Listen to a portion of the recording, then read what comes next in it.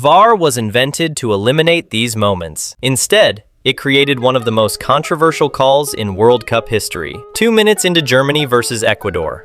A throw-in. A flick, a boot raised to head height, and a decision that will be debated for the next 4 years. This is not a judgment call. This is not a matter of opinion. This is a rule violation so clear that even the players knew it immediately, and VAR still did nothing. Let me explain what happened. Aleksandar Pavlović was fighting for the ball with Ecuador midfielder Pedro Vite. Pavlović raised his boot high, so high that his foot went above his own eye level. At head height, maybe higher, Pedro Vite's face was directly in the path of that boot. On replay, you can see contact. The boot makes contact with Vite's head. Vite goes down. He's holding his face. He's in pain. Real pain. The referee on the field, Tori Penso, lets play continue. The ball goes to Florian Wirtz. Wirtz passes to Leroy Sané. Sané scores. Germany 1-0. But there's VAR. There's video review. There's technology designed specifically for this. A clear, obvious, dangerous foul in the build-up to a goal. This is exactly what VAR was created for. Joe Dickerson in the VAR booth reviews the play. He has multiple camera angles. He has slow motion. He has the rule book. FIFA Law 12 covers dangerous play.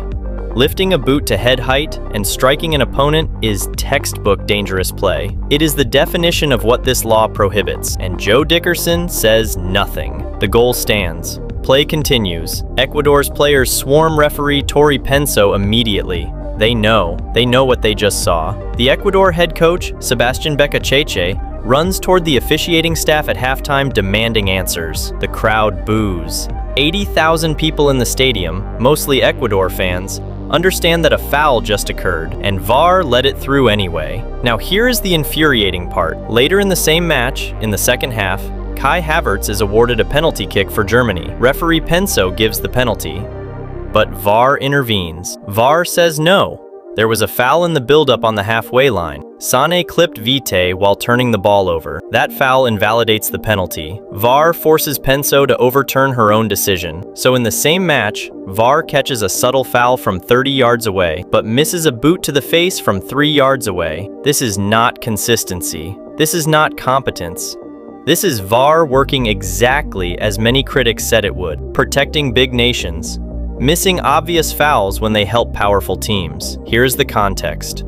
Germany was seeking to extend their World Cup winning streak to 11 games, a perfect record in the tournament. They already topped the group, but Ecuador needed a win to stay alive in the tournament. Everything was on the line for Ecuador, everything. And in the second minute, when they were most vulnerable, a foul that should have been called was missed. A foul so obvious that every commentator watching agreed it was wrong. A foul so clear that FIFA's own former referees said on air that this was a poor decision by both the on-field referee and VAR. ESPN's own analysis, featuring a former elite Premier League referee, said this was a poor decision. Not controversial. Poor. There is a difference. Controversial means debate is legitimate. Poor means the call was objectively wrong, but Ecuador did not break. They equalized 7 minutes later. Nilson Angulo scored. The game went to 1-1. And then, shockingly, Ecuador scored again. Gonzalo Plata put them 2-1 ahead in the 77th minute. Ecuador beat Germany 2-1. They advanced to the knockout stage. So there is a silver lining. The wrong call did not decide the match. Ecuador's quality did. But imagine if Germany had won 1-0. Imagine if that goal was the difference. Would FIFA admit that VAR made a mistake? Would Dickerson be held accountable? Would Penso face consequences?